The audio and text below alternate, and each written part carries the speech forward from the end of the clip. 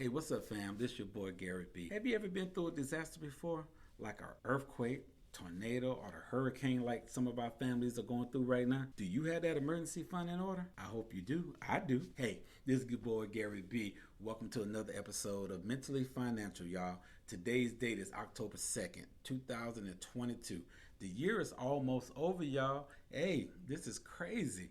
But hey, that's what we're going to talk about tonight, emergency funds.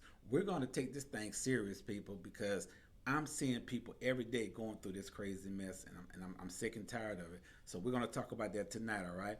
Like I always tell you, go get you something to drink, get you something to snack on, and I'll be right back in a minute. Holla. Peace.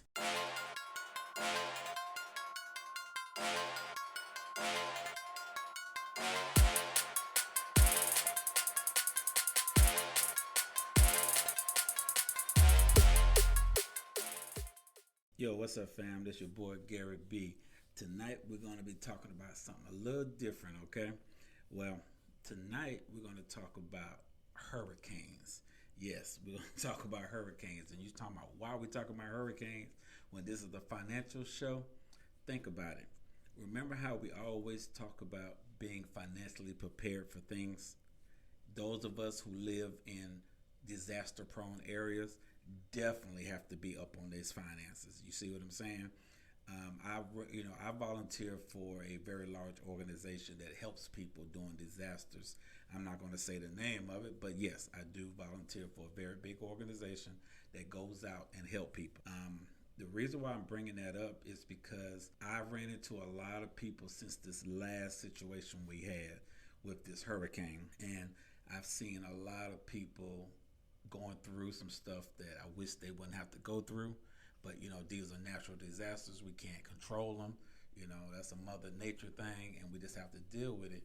But it just makes me think about the finances even more, because we tell people that they need to be up on their finances, because when stuff like this happens, not only should they be good on their insurance, or their homeowners insurance, or their renters insurance, or their car insurance, or health insurance, those things are very important, y'all. And we got to get these finances right so we can do that kind of stuff. So I don't know if tonight's show is going to be more about tips to help you get that right, or more like, come on, baby, we got to work on this thing. You know what I'm saying? This is more of a serious, let's do this type of conversation. We got to do this. We got to get our finances together. We got to stop, putting ourselves in situations where we got to wait and rely on other people. So that's pretty much what we're going to talk about tonight. Like I said, during this situation, I've seen individuals, I've seen families, going through it. You get the word that say, hey, such and such is coming your way. Pack up what you can and get out. Some of us can't do it. Some of us don't have the finances to do it. And I'm not saying that you're wrong for not having the finances, but we have to start thinking about, especially if we're in those areas that are prone to natural disasters. We have to look at finances totally different than somebody that live in the middle of the United States that don't have nothing that happens, you know what I'm saying, outside of maybe a real bad rainstorm or something, So we have to, come on, family, we got to start getting together. And for those of you that can hear me, that are in the affected areas, from Florida to North Carolina to South Carolina, I'm sorry, and God bless you, and I hope everything works out for you and your families. I'm there. I got your back. Matter of fact, I'm flying out to go to Orlando and do more, volunteering, helping out my families, helping out my peoples. So this show is more like, come on, y'all, let's wake up. Not we got to stop waiting on the government to step in and help us financially, because that's going to take forever. I'm not putting FEMA down. I'm not putting none of these organizations down that come out to help, but it's bureaucracy. It takes a minute. You know what I'm saying? anything dealing with the government is not fast, as you already know, you know. And we know the scammers are going to come out. That's another thing that bothers me. We know the scammers are going to come out, and they're going to start, fiending on the system. They're going to take away money from people who really, really need it. And I don't like that, y'all. So we have to look out for ourselves, y'all.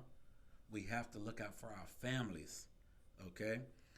If you have a friend that's having financial issues, we got to get them straight. If you having financial issues, step up and get educated, you know.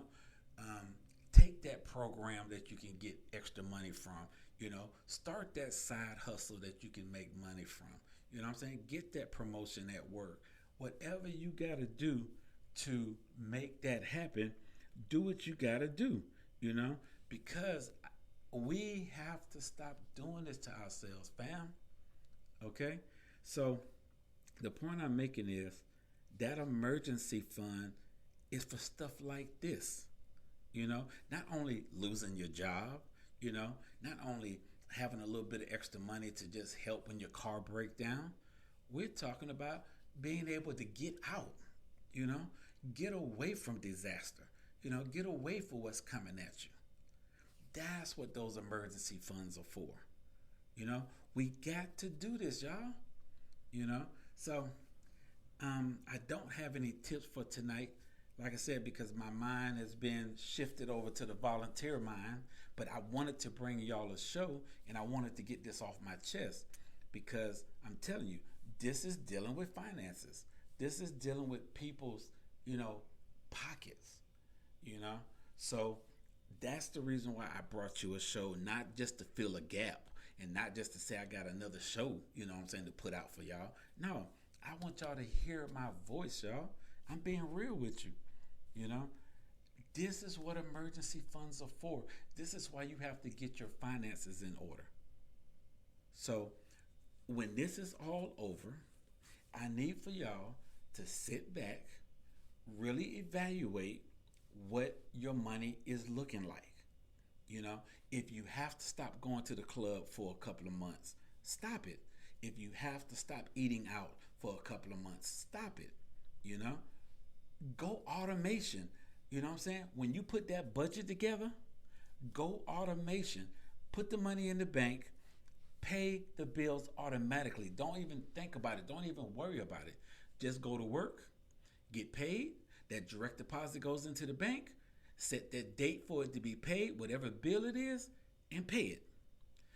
Either your mortgage or your rent or whatever it is. If it can be automated and if it can be paid online, set it up, y'all. You know what I'm saying? Stop thinking about how or what day you're going to pay the next bill or how you're going to make it happen. Make it happen. You go to work, you're getting paid, put it in the bank. Even if you have to pay every 2 weeks on something, out of this check, pay that.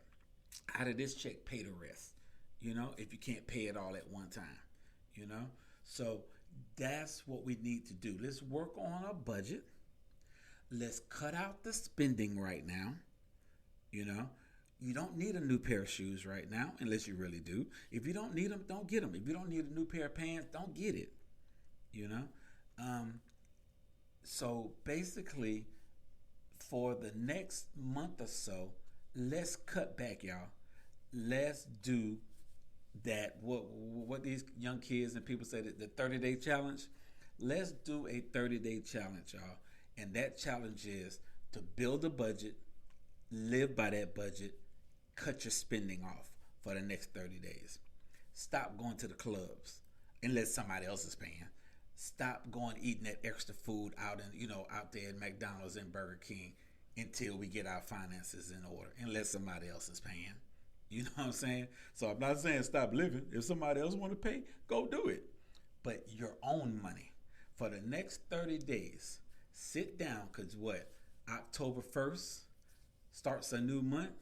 Sit down, do your budget, stop your spending for 30 days, and let's make this happen. Put everything in automation. Send the money to the bank, put it in the bank, make it happen, and let's do this, y'all.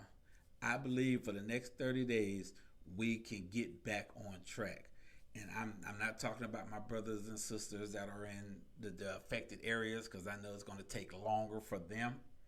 But I'm talking about us on the outside looking in at them. Put yourself in their shoes, y'all. This could be you. That could be you in that situation.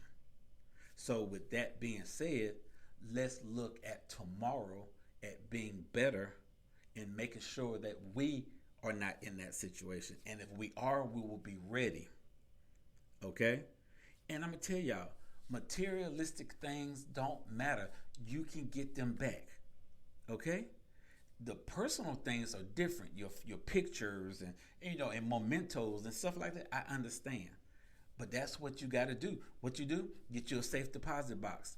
Put all your your mementos and all the memory things. Put them in a safe deposit box.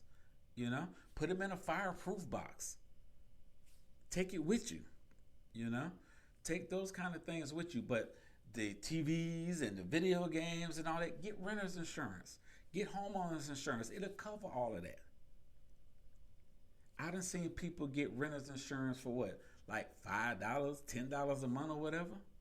You can do it. Get it. Get that stuff that will cover that materialistic stuff that you're thinking about, the clothes and the shoes and all of that. But if you think it's important or it's something that you want, put it in a safe deposit box. Put it into a fireproof box. Take it with you. Get out. When they tell y'all something is coming, even if you don't think it's going to hit you, get out.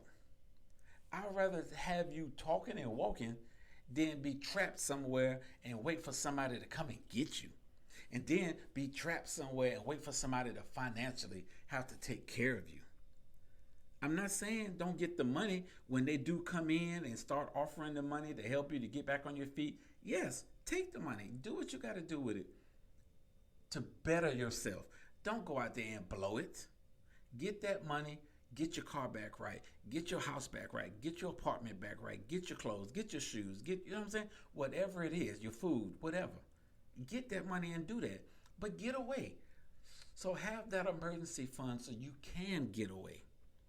And if it's not built up enough for you to get away far, at least go somewhere where they could put you up in a shelter somewhere, get yourself right, and just wait it out to when you can go back home and start over and do what you got to do. All right, fam?